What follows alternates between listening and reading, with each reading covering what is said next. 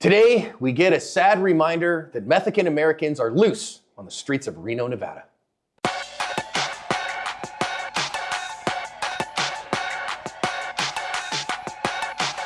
Hi everyone, welcome to today's badge cam lesson here at Active Self-Protection. It is a doozy, and I am your host, John Correa. And I'm your co-host, Mike Williver. And John took my line. Today, our video comes to us from Reno, Nevada. Lucky Gunner is my recommended trusted provider of freedom seeds for range or defensive use. In-stock, good prices, and rocket-fast shipping are why I go back again and again. Because of new guidelines, I can't link their site or say it, but you're smart and you can find it with a simple Google search. Stick it to the man by paying them a visit today. What started here as just a traffic infraction has turned into this guy has warrants, and so they're gonna try to get him down on the ground. You're gonna hear them start wrestling around with him, and it's gonna get busy here in a minute. Let's listen into the audio. Stop! Hey, I just stiffened up because I'm nervous. Stop! Okay? I did Stop! Not, Put your hands behind your back. I'm not trying to resist you. Hey! Put your hands behind your back. You're gonna get hurt. Hey! Hey! Stop it! Please! Fuck! Hey! Stop! Get on the ground! Get on the ground! God damn it! Get on the ground! 122 expedite cover. Our Felonious Absconder, the title of my new indie band, has left the building, and then the next day, a lady called into the police because she saw a vehicle kind of loitering on her big open property and called them. They figured out who it was and showed up. Let's see what happens in this confrontation. Should we stay out of his way? If he tries to run, let him run. Later that evening, our piler up of felonies is noted at a gas station by a sheriff's deputy, and he is going to make the decision that I'm going to jump in this dude's car and have a tussle, a dust up with him. And so he's going to jump in and tell the guy he's under arrest, and now the car jitsu ensues. Let's listen in on the audio some more.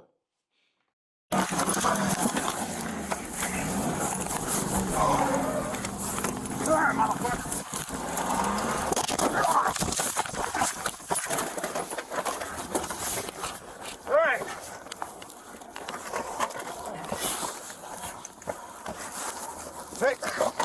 Got shit! Come on!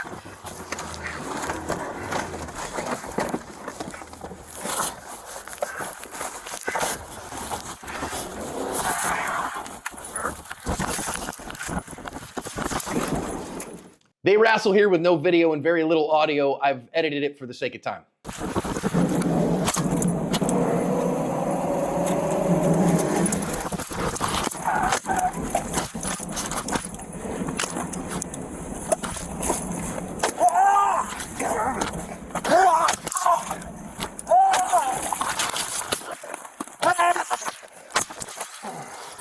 Dude grabbed for the officer's gun. The officer took umbrage with that, felt his life was at risk, and that made our guy take the suburban temperature challenge. He did not make it through this. The car did end up getting stopped without any injuries to the officer, and that's how this one ends. Is this the part where we make a joke about there being a lot of Methodists in Reno? Yeah, I think so. Also, I'm waiting for Terry to roll up on his rollerblades. That's a Reno 911 reference. You might get that or not. I don't know. Maybe. All right, lesson time. I know people get up in their feels about this stuff all the time, Mike, but you know, if you got warrants, man, just take the ride and deal with your warrants, for goodness sakes. Yeah, that really is the bottom line. We saw one recently we didn't like so much, I think out of Florida, where the guy had a misdemeanor warrant for like trespassing, and it turned into a whole thing. Listen, you know, I'm sure we have some crooks, some misdemeanants and felons maybe that watch this channel. If this is you, just take the hit, take the lick. This was not like murder one rap or anything. It's just a minor warrant. You should have taken care of it. Also, I'm sure you're going to get to this, John, but just to preempt you really quick, grappling skills are so important, man. We can't stress this enough. You've got to be able to get someone into custody. If you have two officers and one person, it's not easy, but it can be done. And this was a bit of a mess, I'm afraid, with the grappling. Yeah, the grappling skills were a little lacking here. So officers, not only take your defensive tactics training seriously, but my suggestion is, and I believe that videos like this show us, that you got to go beyond that. You got to get some time at your local jiu-jitsu gym. I think cops are a prime candidate to get some time on the jiu-jitsu mats. I do want to talk about the strike, the closed-fisted strike to the back of the head, Mike, because I don't think it was really effective. I don't think it really did anything. And I think that it's kind of a bad look. I understand why he did it as a distraction strike, but I don't think it did much, and I don't think it helped from a, kind of an optics perspective. Yeah, the first time I saw him, I mean, look, optics being what they are, never mind optics. How about breaking your hand? I mean, someone's head's down on the concrete. You punch him in the back of the head. It's a very hard bone. So it's not a great idea. Punching in the back of the head, it's just rarely effective, even if, no matter the position of the person you're punching. Unless you're Mike Tyson or whoever, and you have that strong of a punch, back of the head punches should be avoided. And as John said, look, there's other ways to get him into custody, other ways to distract him, other ways to gain pain compliance. And the punch in the back of the head when he's on the ground is a bad look, as John said. I just don't like it. And there's a couple things I don't like here. And I know people are going to give these cops a crazy hard time. If you've ever tried to hold down a tweaker who doesn't want to get up, it's harder than you think it is. And people can be remarkably resilient, especially if you don't, get outside of your department training in holding someone down. And then so our officer decides, okay, I'm going to tase this guy. And I have been on record saying this. I think it can be within policy. I'm not saying he broke policy or broke the law here. I just don't like tasing somebody who is in a vehicle because I just don't see the effectiveness of it. Yeah, concur. Let me go back for a moment. You were saying about the grappling piece. Listen, if you have someone prone, face down on the ground, there's something called leverage. It's just leverage, and you can put them in a position where they cannot possibly hope to get up. Even a big, strong guy is going to have a heck of a time getting off the ground, so consider that. Yeah, tasing someone behind the driver's seat, it's simple. Even if you get a great, you get both prongs in and you get neuromuscular incapacitation, it only lasts for as long as a taser. And the minute that tase ends, as it were, that person's going to do what this guy did and just throw it and drive off. And that's not going to be effective anymore. So I think at a couple of these times where they had this guy stopped, I think OC spray would have been a much better option. But we'll talk more about that later. I really do think so. I recently talked to a high-level official in a fairly major police agency who said there's just, for some reason, they cannot get their officers to use their issued OC spray, even though I know that it is a highly effective spray formulation that they're using.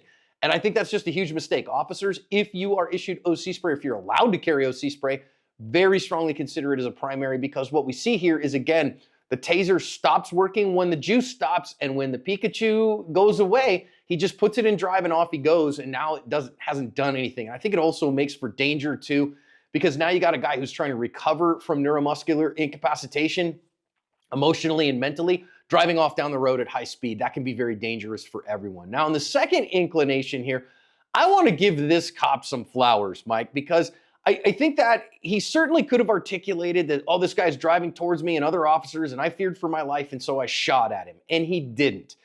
And I think that shows a remarkable level of emotional fitness and emotional maturity to just recognize he's driving by me, to see that he is going away from me, and choose, you know what, we'll get him another day. I think that was a really mature choice. We talk about this all the time, especially when it comes to deadly force, right? Deadly force and your ability to employ deadly force is a millisecond by millisecond or second by second thing. It can change in a heartbeat, in the blink of an eye, and especially as a police officer, you're expected by the public to be able to gauge that when it is and isn't appropriate.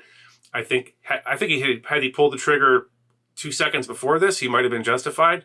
The fact that he didn't, the fact that he was like, okay, let me watch what this guy's going to do. I'm not going to put myself in front of his vehicle to create a situation of deadly force necessity, which he didn't do. So yeah, I think fantastic job. If you're watching this in training, let this be your rep right here, that this is something that can be done. You have to pay attention, obviously, when someone's driving a car like that, but if you can get out of the way and not shoot, all the better. I really like what you said, Mike, about him not putting himself at risk of death or great bodily harm, that he didn't step in front of the car.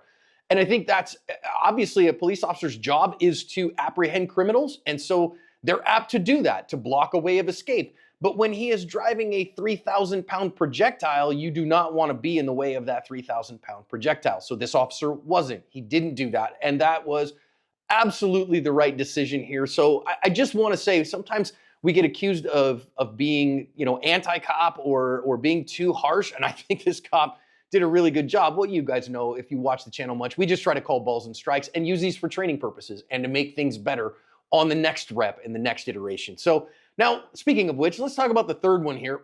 Again, an officer's job, Mike, when he sees a felonious absconder, is to stop said felonious absconder, and he decides, hey, let's jump in here and have some car jujitsu. Man, I again, well within his rights and those many things, but I just think, boy, did it put him at some significant risk. We saw another one like this about a year ago, maybe. I'm not sure. Don't quote me on that. I think it was DC Metro PD, where an officer ended up in the backseat of a suspect's car and had to employ deadly force in that case as well. Listen, never, ever, ever put your body inside of a vehicle. I understand you're trying to get this guy stopped. I understand he's escaped a bunch of times before. I understand he's a threat to public safety. Getting inside of a car or putting, say, your torso inside the driver's window or whatever, I know you're trying to get the key out, you're trying to put it in park, whatever, don't do it. If for no other reason, then you can end up very, very dead. We saw a cop not long ago on the hood of someone's car get thrown off and get a broken back. Don't ever do it. That'll be my blanket statement here. Don't put your torso, your whole body, or any part of you inside of the car. You can reach inside the car with an arm to do whatever you got to do, fine. Putting yourself inside of the car precipitates this situation. I wish he would have opened that door and just filled the whole cabin of that thing with OC spray instead of getting into the vehicle. Yeah, and again, okay, so this is a place where there's a very niche curriculum. Craig Douglas of ShivWorks teaches it, called ECQC, the Extreme Close Quarters Combat, that involves a good bit of car jujitsu, right? And fighting in a weaponized environment from his time as a undercover officer, doing narcotics. And I think it has value in these cases. But I don't think many officers have taken it, and I think that it's not a great idea for most people to do, because why did this officer end up shooting? Because his life was at risk. He put his life at risk. Now, I know some people are going to say, Mike, that's his job. He's a cop. He's supposed to get this guy into custody. He's going to do that. That's true. But doing so in a manner that mitigates risk to everyone is, I think, wise for everyone. So we're not saying he can't do this. I think he was well within his rights to do so, legally justified to do what he did here. I just want to say it put his family at risk. It put his health at risk in a way that, I mean, again, we're going to find this guy again in a couple of hours. Let me wait for a couple cars, and then we'll felony stop this guy. Yeah, I concur. Listen, as John said, sometimes I think I'm the one who tends to be a little bit more hard on my fellow former law enforcement, my fellow law enforcement officers. That might be true, but it's only because I want you to go home at the end of your shift. It's only because I want you to be safe and to do your job effectively. And I know a lot of cops watch these videos in training. So look, if this is you, find another way. I also want to commend all these officers for their tenacity, for their drive to want to get bad guys off the street. At the end of the day, we want all you guys and gals to be safe and cover your ass.